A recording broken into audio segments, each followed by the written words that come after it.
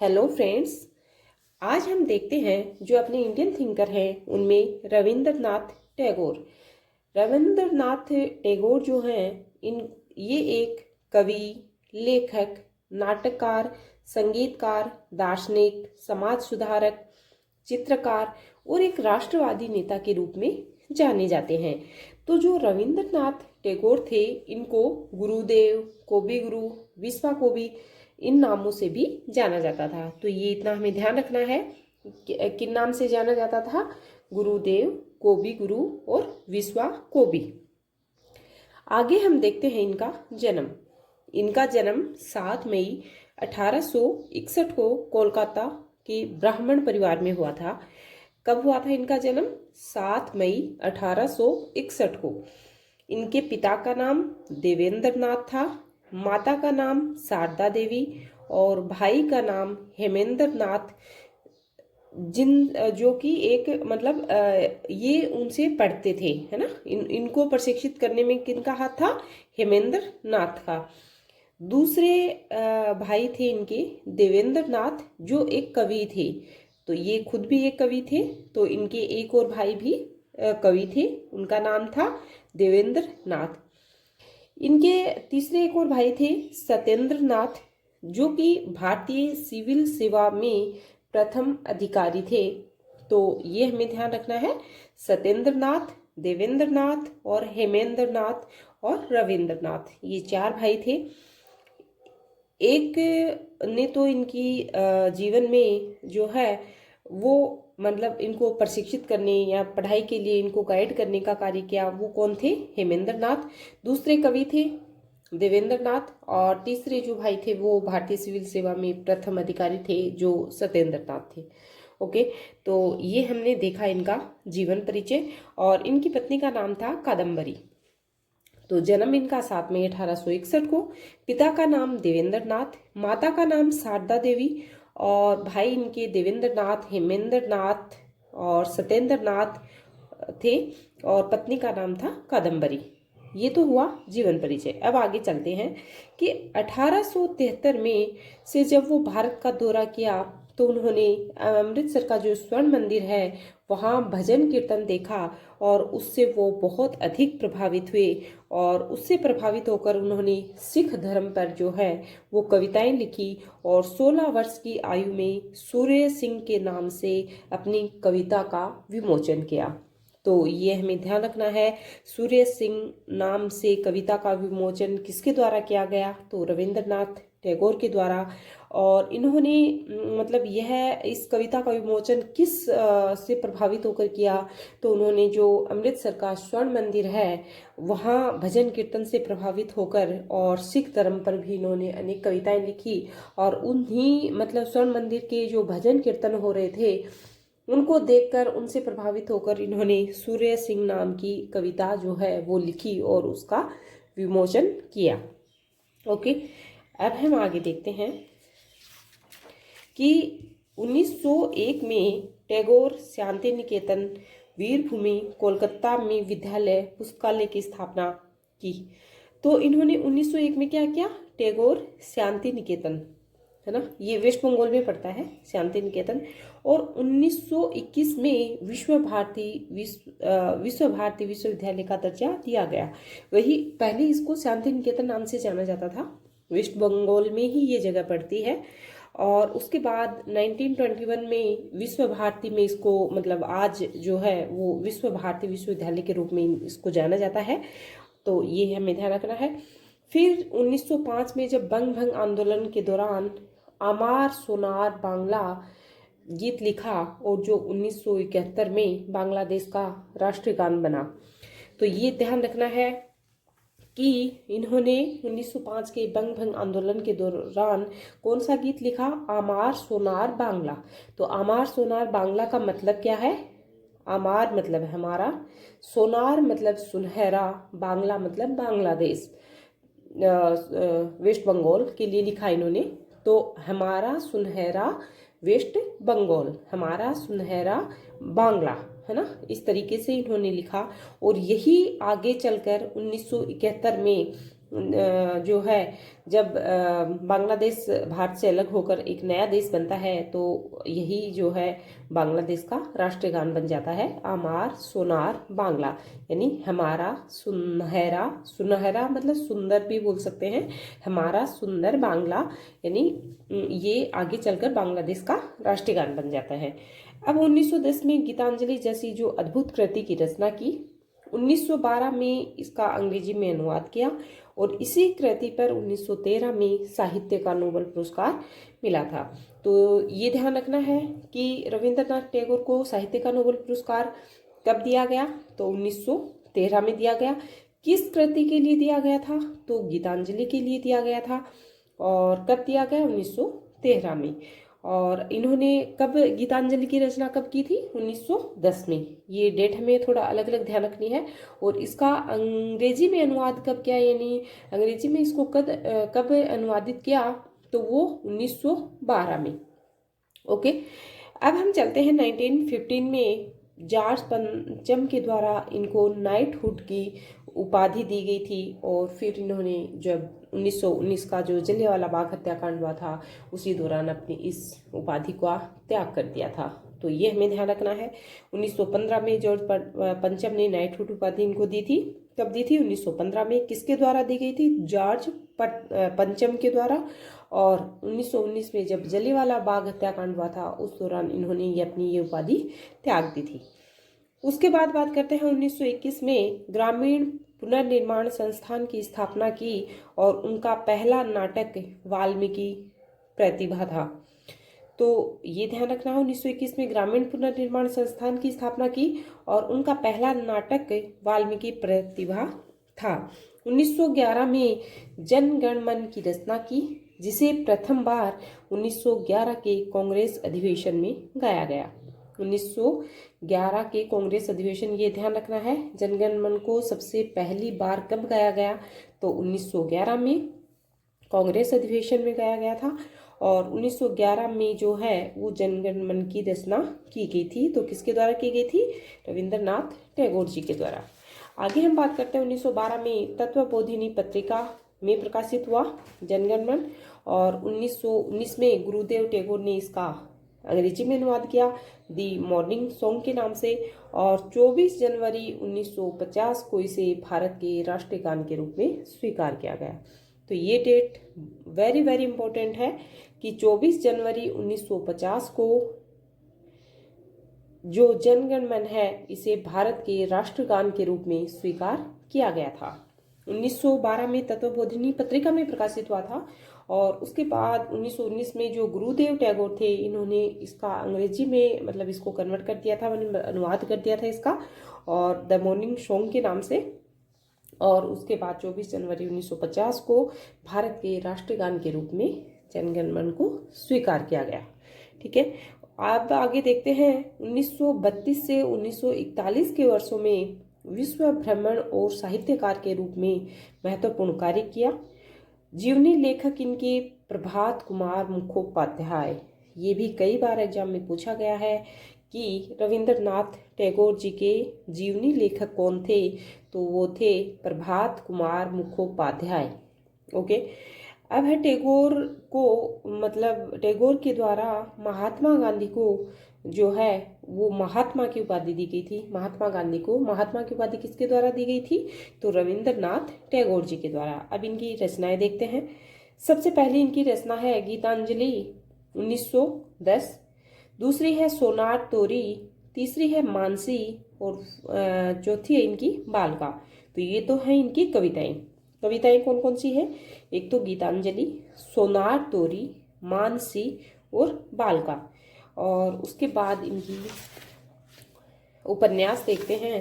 तो उपन्यास में पहला उपन्यास है चतुरंगा, दूसरा सेसर कोबी, तीसरा है घरे बायर और फोर्थ है इनका गोरा।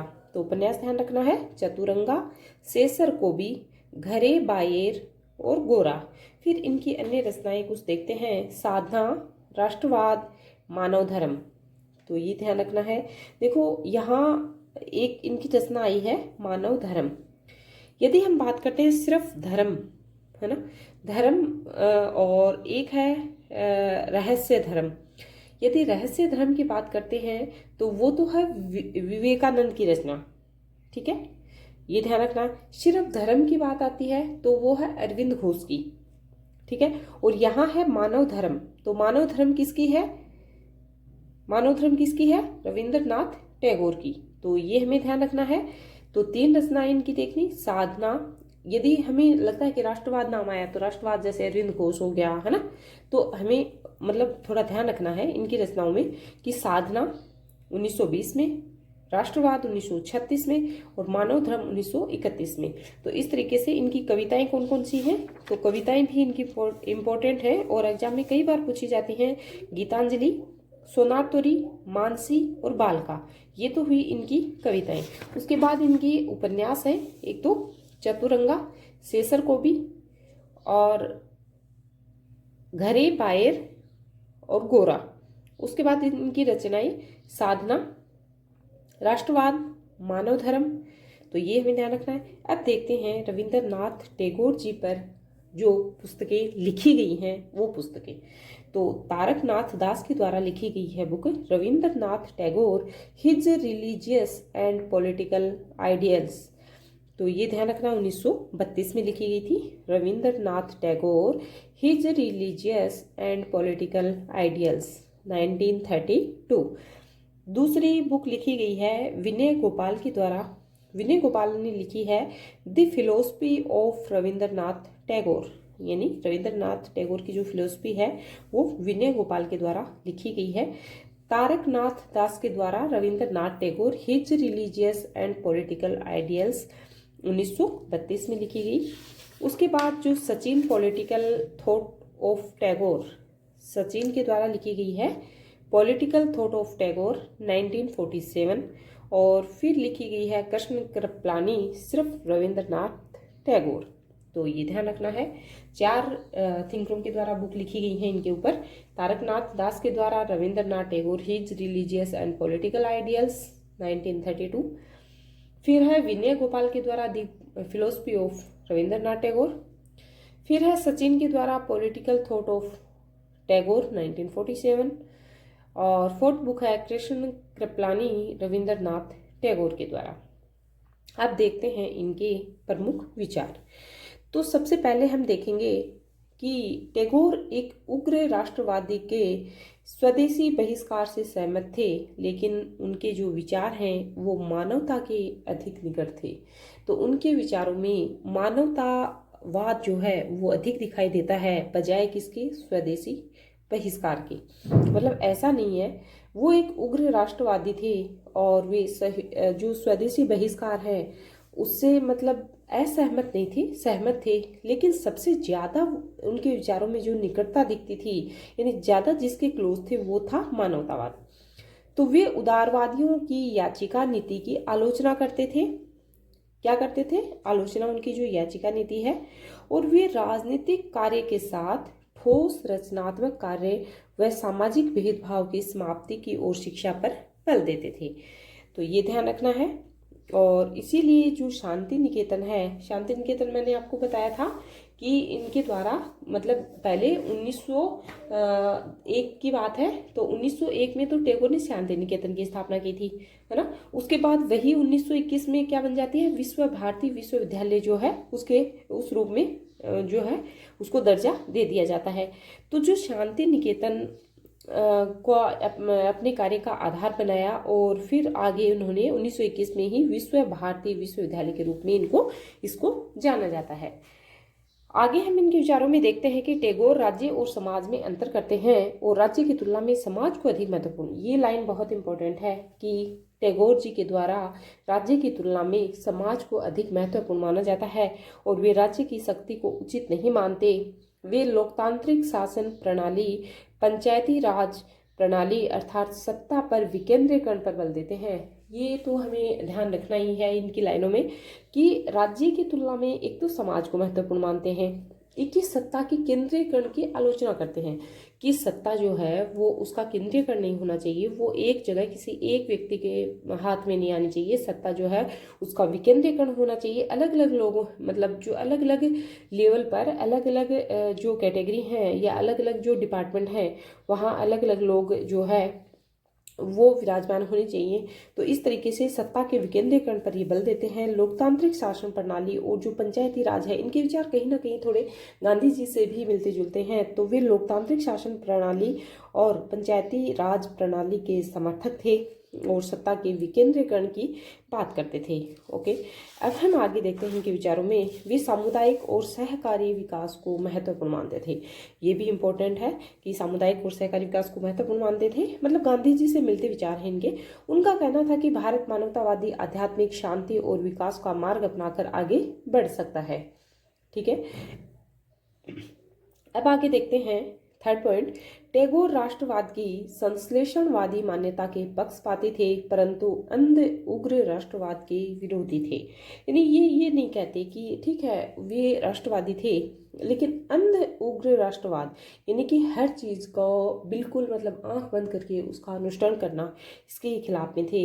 इसीलिए उन्होंने क्या किया था, फांसीवाद का विरोध किया था। और राज्य की जो आध्यात्मिक शक्ति है और मतलब और जो साम्राज्यवाद है उसको ये घृणा की दृष्टि से देखते थे। तो ये हमें ध्यान रखना है।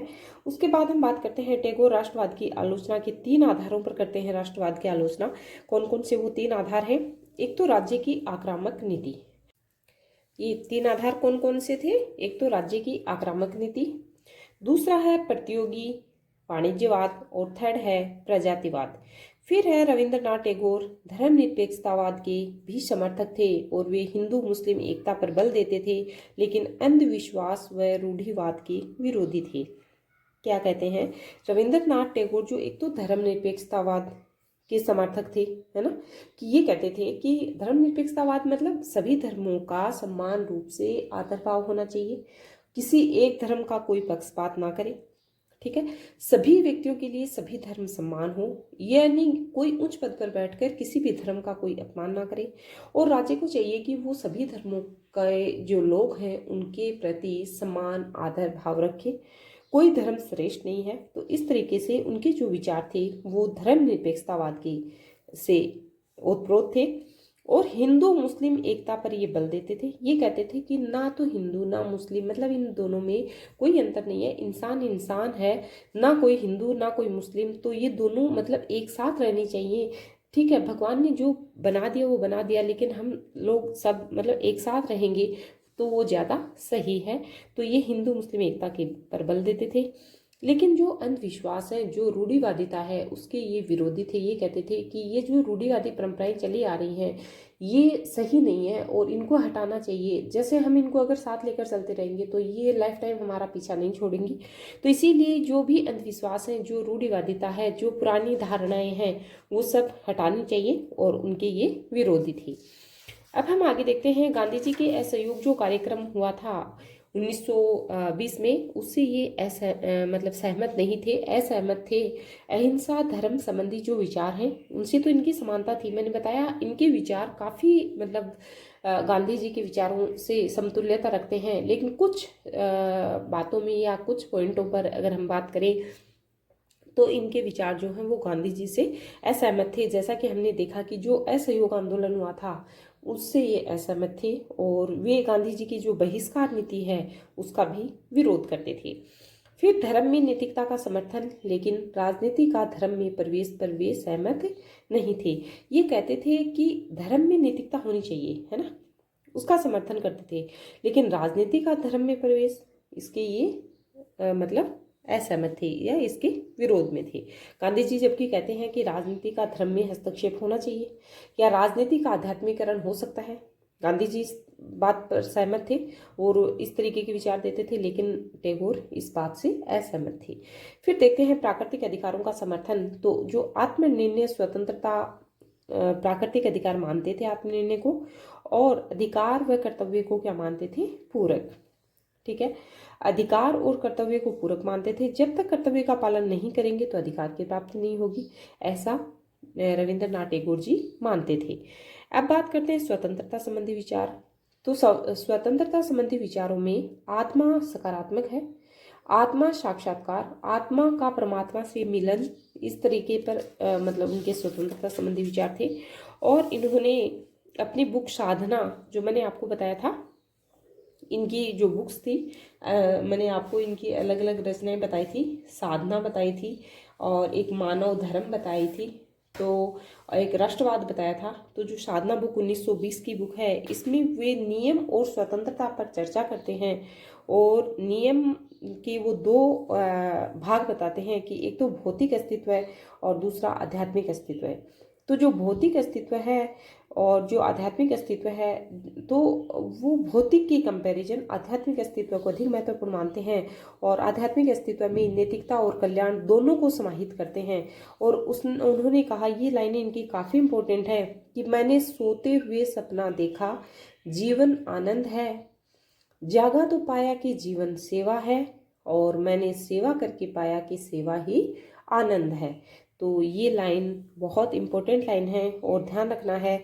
हर कोई व्यक्ति अपनी लाइफ में भी इनको उतार सकता है, अपने जीवन में भी इनको उतार सकता है कि मैंने सोते हुए देखा, सपना देखा, जीवन आनंद है, और जागा तो पाया जीवन सेवा है, मैंने सेवा करके पाया सेवा ही आनंद है। तो इस तरीके से ये ध्यान रखना है। फिर इनकी साधना 1920 की बुक है, मानव धर्म 1931 की बुक है। तो इसमें वो लिखते हैं कि स्वतंत्रता के विकास का इतिहास मानव संबंधों के उन्नयन का इतिहास है। तो कौन सी बुक में वे स्वतंत्रता के विकास का इतिहास मानव संबंधों के उन्नयन का इतिहास है ये लिखते हैं? तो वो लिखते हैं मानव धर्म बुक में। कब की है? 1931 की बुक है। तो इतना हमें ध्यान रखना है। और ये लाइन हमें ध्यान रखनी है, ये कौन सी बुक में ये कहते हैं, तो ये थोड़ा ध्यान रखना चाहिए एग्जाम की दृष्टि से। अब हम बात करते हैं उनके विचार। तो उनके विचार जो है, एक तो बेंथम से अलग विचार थे, भिन्न विचार थे, समतुल्यता नहीं रखते थे, यानी कि उनके विचारों में और बेंथम के विचारों में असमानता देखने को मिलती थी। लेकिन जो कांट और ग्रीन हैं, उनके विचारों से इनके विचार जो है वो समानता रखते हैं। और टैगोर समाज का निर्माण मनुष्य की आवश्यकता से नहीं हुआ, बल्कि उसके सृजनात्मक आनंद की सर्वोत्तम अभिव्यक्ति है ना। तो ये हमें ध्यान रखना है कि ये कहते हैं कि समाज का निर्माण मनुष्य की आवश्यकता से नहीं हुआ है। समाज का निर्माण कैसे हुआ है? जो सृजनात्मक आनंद है उसकी सर्वोत्तम अभिव्यक्ति के लिए समाज का निर्माण हुआ है। तो इस तरीके से ये लाइन भी हमें टैगोर की ध्यान रखनी है। और टैगोर के विचार काफ़ी मतलब मानवता के निकट हैं। काफ़ी कुछ इनके विचारों से हमें देखने को मिलता है और काफ़ी कुछ हमें अपनी लाइफ में उतारना भी चाहिए इनके जीवन से। जो इनकी मतलब विचार हैं वो काफ़ी मतलब एक अच्छी लाइफ जीने के लिए काफ़ी अच्छे विचार इनके द्वारा दिए गए, और ये एक बहुत ही महान पुरुष के रूप में हम इनको याद करते हैं। तो इस तरीके से यहाँ हमारे जो रविंद्रनाथ टैगोर जी हैं उनके विचार कंप्लीट होते हैं। आई होप आज का वीडियो आपको समझ में आया होगा। Okay friends, thanks.